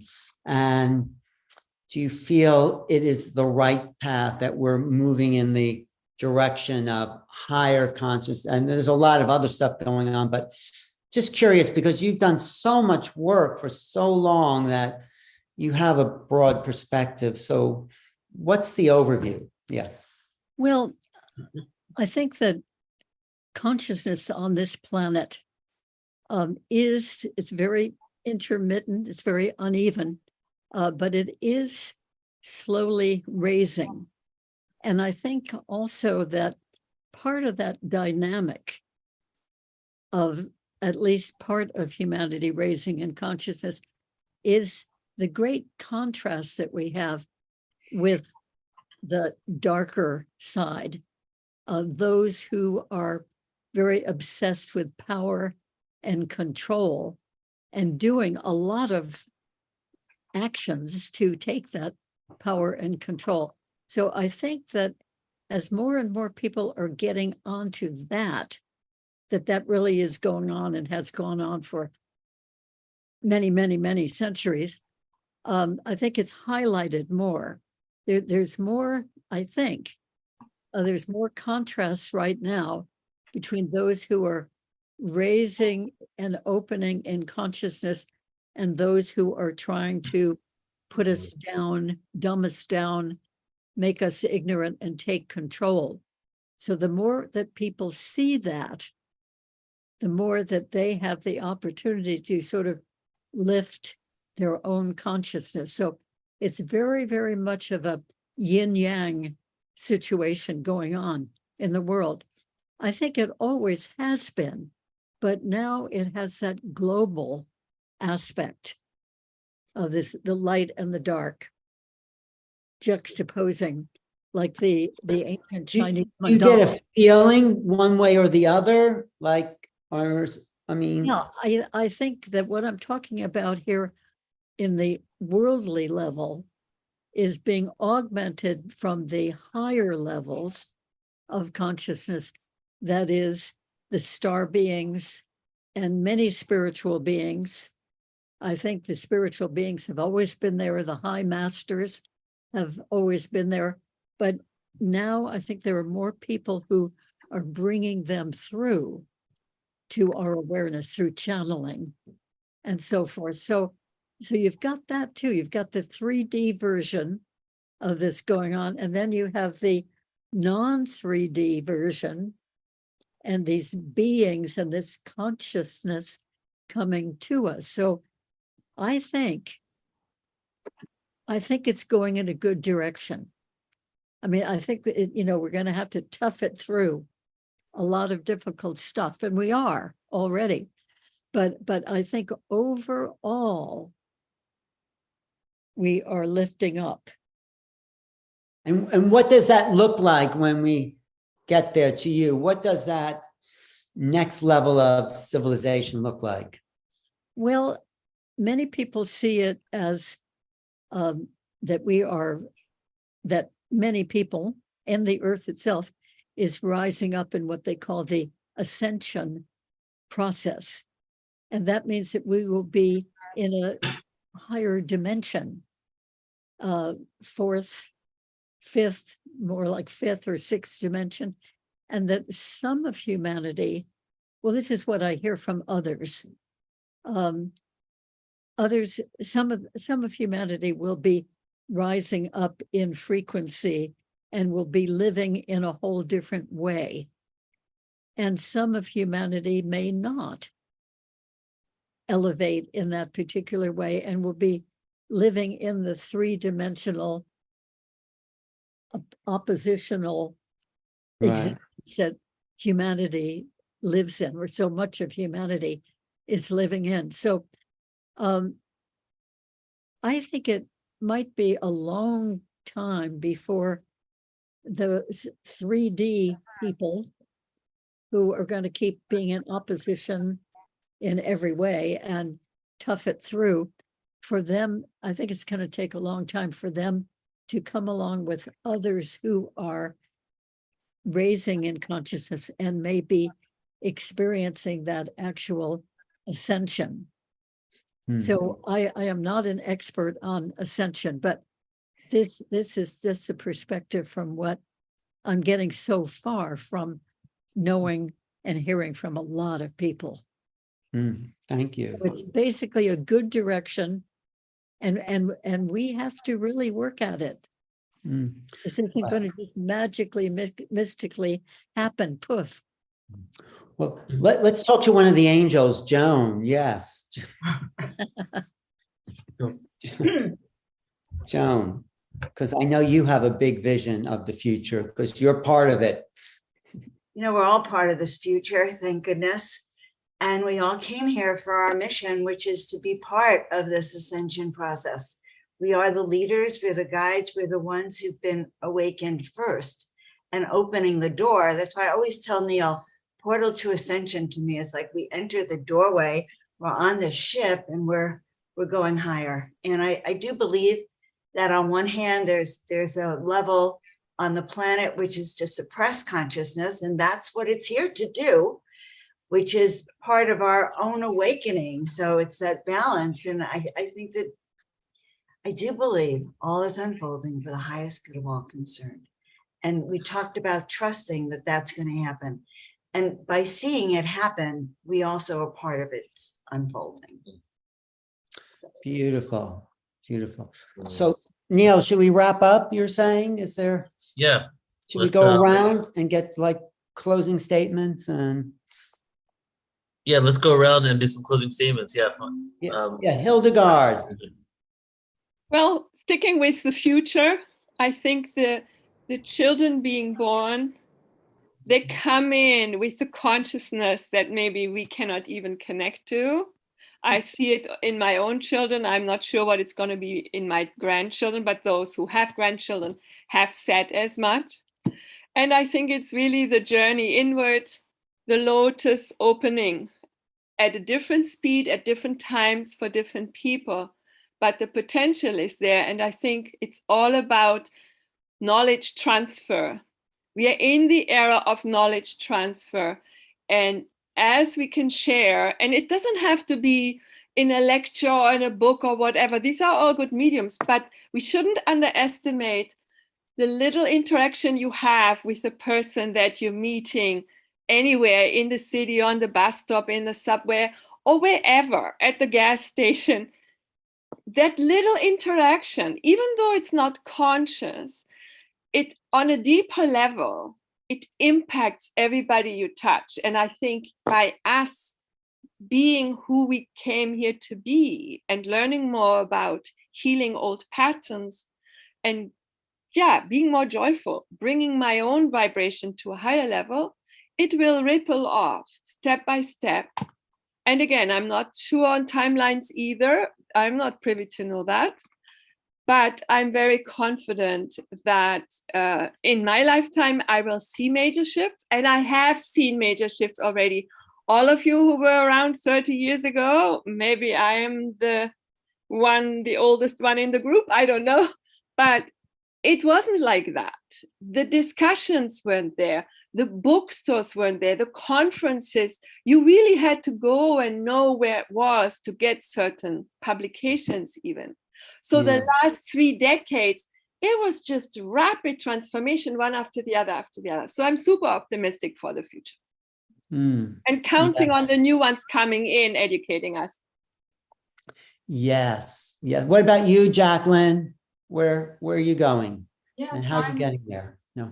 Well, I think part of it that feels really important to me has to do with more of the hybridization programs, more of the star beings are integrating hybrids onto Earth.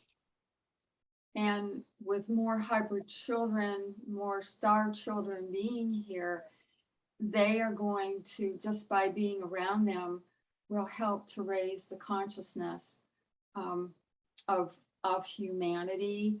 There are more hybrid children being integrated now. I have a daughter in another country who I communicate with telepathically, who's hybrid, and so I think I see that as a hopeful kind of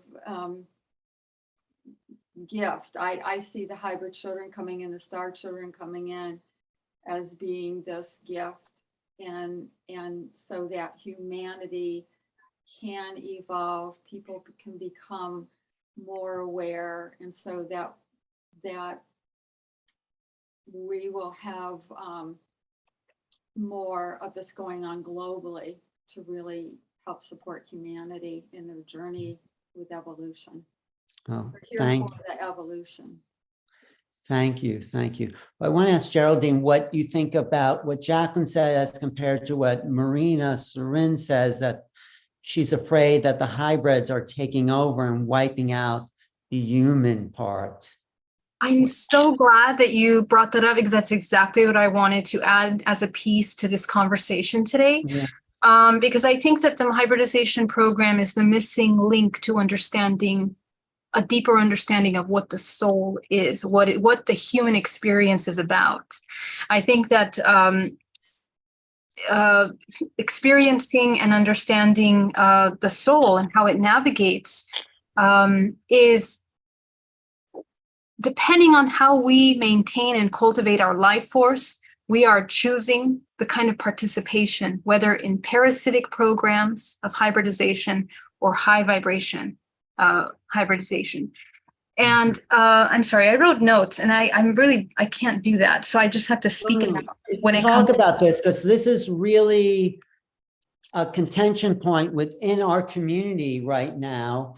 The resistance to hybrids, the moving forward as human. So talk about that. Yeah. Yeah. So this is why ET contact is important. It's not so much about thinking about ET, extraterrestrial contact, lights in the sky. We're talking about the consciousness aspect of it. Our ability to cultivate life force in order to interact with aspects of ourselves multidimensionally is essential to understanding how the human can even access free will. We're waking up from the dream state of being in a terrestrial matrix hologram type experience where we are met with contrast in the three-dimensional plane, parasitic intentions and then light and expansive intentions.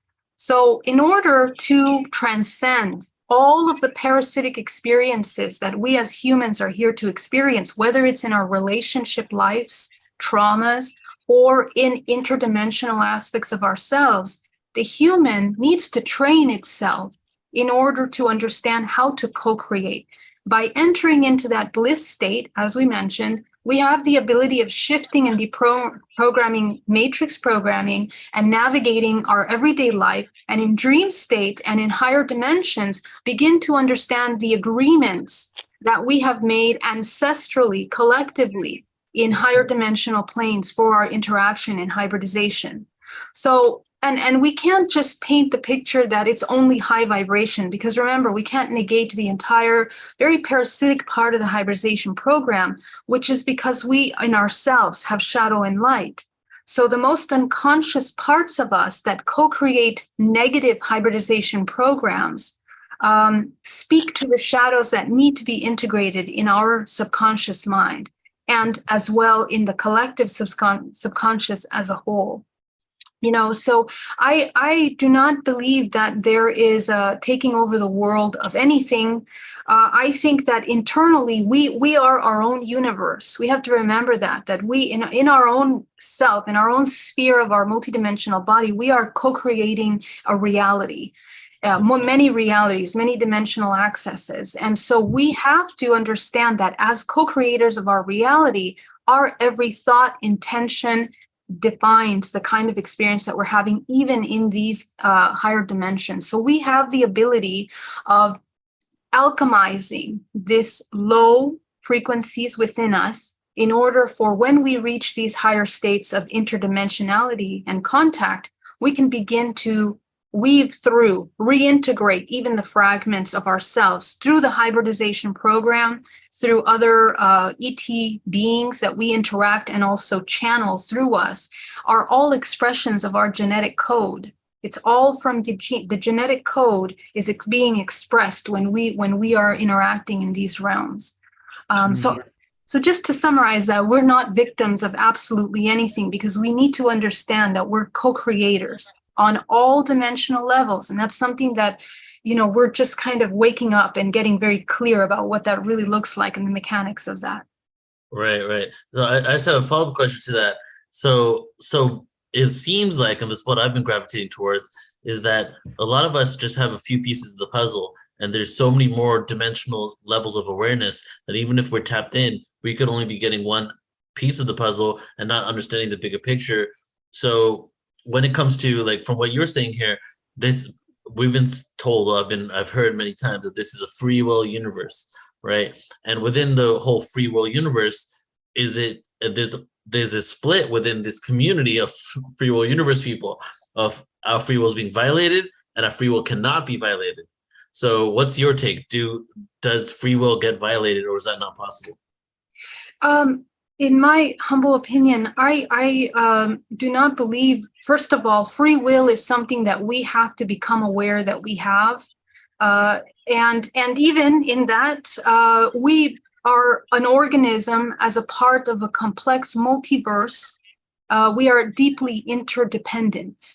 In a sense, we are one. Remember, we are one. So we can't think we're one and then think about being parasitic and being victimized. because if you're one, you are working as one, evolving collectively. So there's all your responsibility. It's completely in your realm of co-creation in order to navigate. And you know, when you really start researching ancient texts on alchemy and on all these kinds of, just what you were talking about earlier, Neil, you really begin to understand that this is something that has been a hidden truth for a very long time. People understand for many centuries that we are in charge of our experience completely.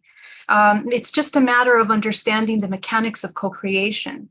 And once you do understand that, you can now begin to work with these shadow parts of yourself. The darkest that we can reach in this lifetime speaks to the highest levels that you have access to in many lifetimes.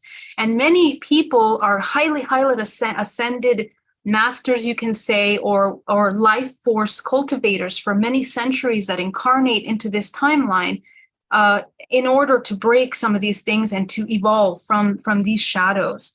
You know, this is what it means. The hybrids that are coming in come designed, is engineered perfectly to begin to have the knowledge to address the shadows that they're going to encounter in their lifespan. So Yes. Thank Engineered. Barbara, what do you think about that? Because you've dealt with people who have been victims, have been, you know, masters of their fate, and so many levels. How do you think about that and deal with that?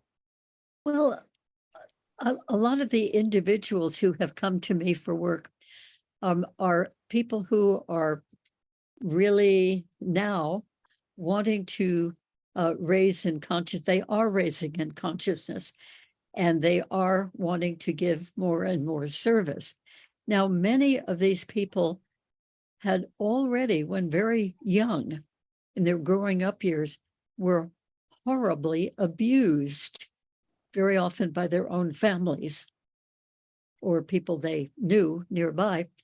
And so they've gotten through that, through the dark night of the soul, so to speak, and now are more in the light and wanting to move forward and give service. So now these are just a number of individuals, maybe a couple hundred of them I'm thinking of, but there probably are more people like that in the world too, who have really gone through extremely difficult personal experiences, which I happen to know about being a therapist.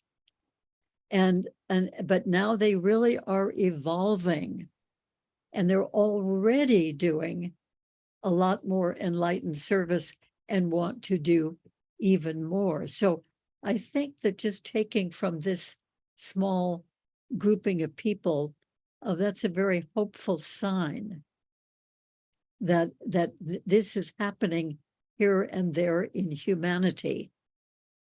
It's a hopeful sign that people are becoming more conscious of. Yeah, they're working through the difficulties that have been put upon them, the victimization of them. And many of them, as one of you mentioned, are ending the line of abuse in their particular family, because we know Wow. that's gone on usually from generation to generation to generation. And so many of them now, I'm amazed at the number of people whom I'm working with and whom I know in various ways, who are ending that cycle of abuse and really going forward in a much more giving service, enlightened way. So And I think yeah. that's very hopeful. and to be masters of their own destiny is what you're saying. Yes, yes. Well, this is a great place to start a conversation, Neil. But we should wrap up, because this is the kind of, I think, in-depth discussion that we'll have for the Hybrid Starseed Conference. Right. So it'll be this plus so much more information for around 8 to 9 hours a day with unlimited replay access, happening in 2 weekends. And I pinned the link already. It's in the description. And it's our second annual. It's just there's so much awareness being shared as we continue to move forward in this upliftment of humanity and start realizing more and more of, our experience here. So it's going to be incredible. Yeah, Alan. And you know Well, what? it's important. Let me just say one thing. It's Yes. important because so much is going on in the world around us. And it's almost like an opposing force. So this strengthening from within is the most important for us to really know we can come together and that we are galactic. I mean, I just think it's critical to get through this next period of time. I mean, the interesting part for me is that you can't talk about star seeds and hybrids without, like this conversation demonstrated, without talking about the soul, free will, destiny, the human race. It includes so much, and most people leave that part out of the conversation. And we're just making the picture a little bigger because it's so important, I think, to be a fully embodied species, whatever you are. Fully embodied consciousness, and to include it all. And that's why it's so exciting. So But this for has been those, really fun for me. if I may throw this in, if you look into hermetics, and somebody said that earlier, if you understand that all human beings have the privilege of creating their own universe, and my perception of my universe is quite different of that of the onlooker. Having said that, a lot of my perceptions are really just that. So what I perceive to be a threat to me, and I label it as them, are nothing else but a reflection of the darkness I haven't dealt with within myself. So that's why I often say, it's all about, am I coming from separation and destruction, or I am in the frequency of conscious creation? Because where my energy goes, my focus goes, my energy flows. I don't need to do anything else, but really pull my energies back, be in that space of joyfulness and gratitude, and consciously create with the flow of the universe. Because you know what, as a parent, I would have never sent any of my kids intentionally to go suffer. So whoever is our creator, creatress, whatever you label want to stick on it, we are here to live a blissful, happy, healthy, abundant life in a loving community. That's what I am here to create. And I think we are on a really good trajectory to create this. And obviously in your own journey, you notice you have massive reaction. If you have a lot of headwind, you know you're heading in the right direction. If things are not and again, somebody says it's a contradiction of term. You say you want to be in the flow. Yes, energetically, I want to be in the flow. But when I first step out of that victim perception, and I start to put boundaries in, and I say no more to this, and I'm no longer friends with that, there is this initial inertia that you have to break through. And that's painful. And that's why it's so difficult to do. And I think that's where our role is, to be of support, especially in these beginning stages. And once people realize they can create unconsciously things that they don't like, but now that they're aware and want to take responsibility for the consequences of the unconscious choices, now they can step into conscious creation. And that's when the fun begins. Beautifully said. Thank you. Thank you. Well, thank you. This has been a very enlightening and very intelligent conversation. And It's been really great. Yeah, very evenly spaced and great perspective. So I've enjoyed it. And Joan is always great. Joan's in there. I know you're tired, Joan, but I was up at 4 this morning, so I know. Any final words from you? Yeah, do you have any closing remarks, Joan? You know, this has just been fantastic. I think it's all about keep doing us, keep doing that which we're being guided to do, because we're being guided to step into the highest of paths, and we trust that we're being led. So I think that diving into these programs that have been impacting us and others and doing it together to fill in the missing gaps is just really productive and healing. And that's what my guides are telling me. Yes. this, you know? I think it's just great to keep having these conversations, Neil, with Portal It to is. because It's so fun. It's the greatest story ever told. Who Right. are we and where do we come from? You know? And hasn't been told before, you know? and we're So, actually creating that portal of ascension by talking about it. We're actually Straight up. mm, 100%. It's beautiful the way yeah, it manifests. manufacturing it, manifesting it. Right, Yes. right. And everyone here is so passionate about where we're going. It's always exciting to be around fellow travelers. Right, to be inspired in that level. So, all right, I want to close up in just a few here. I'm going to give my closing remarks, make a couple of announcements, and then we're going to end with a Yes. poem. But Alan, do you feel complete? Do you have anything else? I to just share? want to say, yeah, we just, and I just want to say the chat on the New Realities YouTube was very alive today and very exciting, Yes, very yeah. participatory. And that's like showing, you know, we're not talking in isolation. We're talking to a kind of frequency. We're putting out this energy that people are hearing or feeling, or we're doing something to the field, to the quantum field, no matter what, because we're all Yes. gearing our consciousness towards a really positive awakening of the human, whatever we're going to become, beings. And yes, it is the most exciting thing I can think of. So thank you. Thank you, Neil, Joan, Barbara, Geraldine, Jacqueline, and of course, Hildegard. Thank you. Thank you, brother. You. And thank you to everybody. And so I'm just going to do a couple announcements here. And but first, here's my closing remarks on this, bringing it all together. So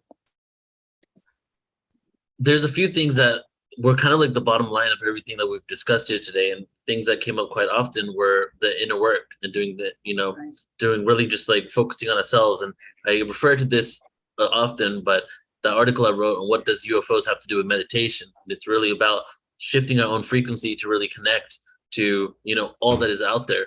So the inner work, like Joan and I were having lunch a couple hours ago, and I was saying, like, it's so interesting that if we all just did the inner work and we all found a place of love, self-love, kindness, and compassion, we wouldn't even need to be presenting as much information. We would just walk around, and just that energy, like, have you been around someone that feels so 100% present in their body, so full of life and love in a balanced way that their energy just passing by you just shifts you? Has that ever happened to you? Imagine if so many of us did that work, right? And that's what it's all about. That's why there's a huge component on PTA specifically about the tools to do this work, so that we can get to the place of kindness and compassion. But we really need to be kind to ourselves, because we're sometimes the most violently brutal, you know, to our own bodies, not only from what we eat, but from our own thoughts, you know, like, would you want anybody thinking all those thoughts about yourself that you do about yourself? You know? So it's like, how do we get to that point where we do this work and we can emanate that? And it's really getting to that 0 point, that stillness. There's so many tools available for us to get there. And even if you feel that you're falling short of where you want to be, just being present with it, allowing yourself to feel these emotions, not compartmentalizing yourself from your own experience. You know, I've gone through depression, anxiety for so much of my life, and not until I finally decided to start feeling it instead of just putting it to the side and just acting normal, I started healing it, you know, feeling it to heal it. And so that's something that's coming up here. And another component that I really loved was, you know, we spoke multiple times, and Hildegard started us off on this about creating consciously, right? And that's another thing I've been thinking about lately, is like, we are creating all the time, but we're just like loose cannons, completely unaware that we're doing it. So we're just like, oh my God, what just happened? What just happened? Why is this happening to me? But we're literally creating it. What will happen if we become conscious of our creation collectively? You know, that's when literal magic starts appearing and we can manifest things out of thin air, you know? So that's ultimately where we're heading. And I'm excited for it. And so we'll continue the conversation here on Portal to Ascension. Again, I want to just appreciate every single one of you for really just being here and tuning into this and engaging in the discussion. We had a lot of comments, a lot of people here. And the final couple things I want to share now is, one more time, I want to talk about the conference coming up in 2 weekends. And then I'm going to close out with a poem that I wrote 13 years ago called Hybrid Polarity. Okay, so I think it's in perfect alignment with today's topic. Even though it's not specifically about hybrids, it's about duality and hybridization in general. So we'll get into that. But let me share screen And Alan, do you want to kind of just go over this again for us, just about this conference for all the people who didn't hear us? Yeah, we're going to pick up this conversation for 2 whole days on August 27th and 28th.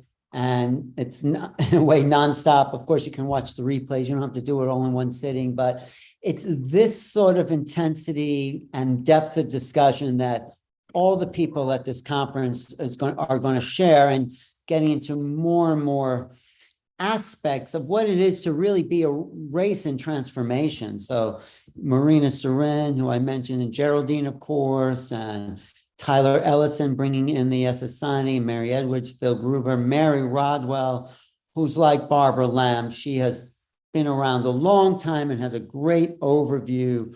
There's Barbara and there's Mary. Those are the masters in our field.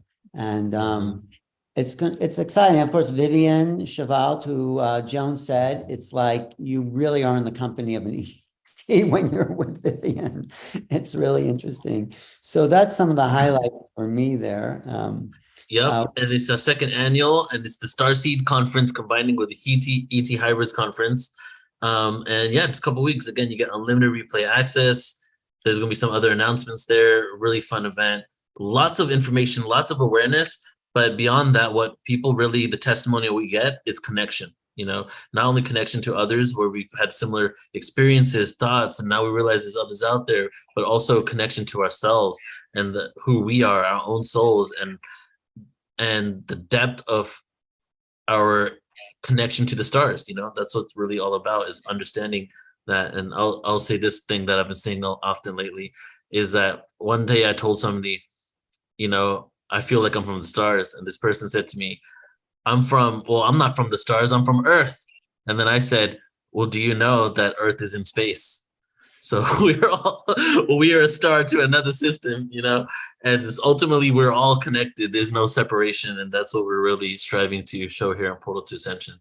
Earth is in. But that's what's so interesting. The more we talk about this, the more we develop a language and understanding, because as a new culture comes into being, these ideas are still abstracted, and the more they're kind of made distinguished, the more they become a cultural artifact that can be exchanged with other beings just coming into this field of awareness. And then we can say, oh yeah, this is what I mean by consciousness, because that's still floating, or starseed. So we're kind of raising up a civilization in the process of becoming. That's how I see it. I love it. Yeah. So. All right, everybody. So go to portaltoascension.org and join us in 2 weeks, I guess. Yes. Yeah. And for many, many, many, many decades and hundreds of years to come, because I got another 300 to 400 years left on this planet, and I'm going to take full advantage of every single second. So just watch us and please be a part of this movement. Right. And the internet's forever anyway. So yes, maybe. Yeah, exactly. Perhaps. Well, we'll see. When the Akashic Records download instead, we start using the organic timeline, then, you know, we're already on it. So, okay, here we go. This is called hyperpolarity, but we just had a huge experience of a lot of information together. And when there are numbers, I like to breathe together and just synergize and harmonize ourselves. So we're going to take a moment here. We're just going to have a few moments of silence, and I'm going to guide us through some breath. And just at this moment, just get comfortable. Keep your eyes open. You can close them. You can lay down.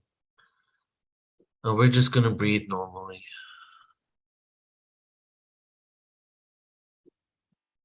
Just breathe normally, accepting reality just as it is.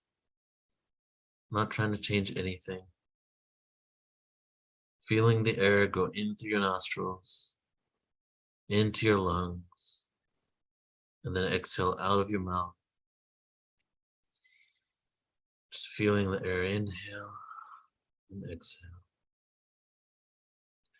After your next exhale, inhale, deep inhale, and then sigh it out. Let's sigh it out together.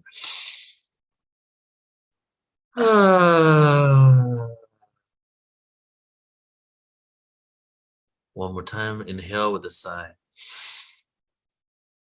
One more time, inhale, deep inhale. And sigh it out. And just allow for all the information, the awareness shared, not just in this panel today, not just what resonates with you, but whatever resonates with you in all of creation, all the messages that are there for you right now, all the experiences that will allow for your harmony, for your empowerment, for your upliftment to fully integrate in yourself. As we've created these activations and we've tapped into these dimensions of awareness that are coming down right now in order to create the full understanding, the full picture of who we are and how incredibly beautiful all of creation is. And we allow all these frequencies to integrate into our being, to become a part of our wholeness, to integrate to the earth, into the solar system, into the galaxy and beyond, permeating all of creation so that we can exist in harmony, unity, peace, and unconditional love. And so it is. You can keep your eyes closed, you can open them up, and I'm just going to get into this poem here, and this is the closing for today. Hybrid polarity. I heard Gaia crying, only dying to be reborn again, realizing there is no separation. Even the government is our own projection. So why are you tripping? Protesting and rejecting is only self-hating. We are the sons of men, goddess of Zen, sons of God. Call me Zeus. Here now to choose, linearity, ends of calendar let loose. Time is fluid. From the beginning of creation taught by the ancient druids, shamanistic, ritualistic, prolific, sickest lyricists, Atlantean crystal buried in the West, Lemurian tablets, Mount Shasta lightworker fanatics, delusional normality where we only believe what we see. Tap into the fifth dimensional frequency, existing in multiple dimensional realities, manifesting in planetary systems to teach, a journey through the darkness taking us to the peak of duality so we can once again see clearly, remember who we truly be. Multifaceted beings, soul freeing, the pyramids will start to spin, disintegrate the word sin, wrap my crystals with copper and tin, conduct electricity electromagnetically traveling astrally through the Merkaba, speed up my aura to 3/4 the speed of light. To enter simultaneous time, make the unconscious believe this, glasses on my eyes to see the transit of Venus, solar flare, sun gaze. Decalcify my third eye and enter the maze, vibrationally raised. There are many pathways to the same place. Source clears this illusionary haze. This is the end of days and the beginning of a new unconditional phase.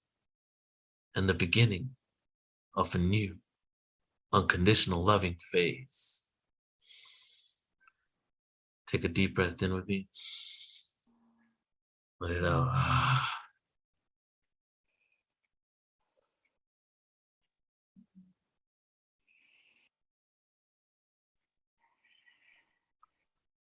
All right, everybody.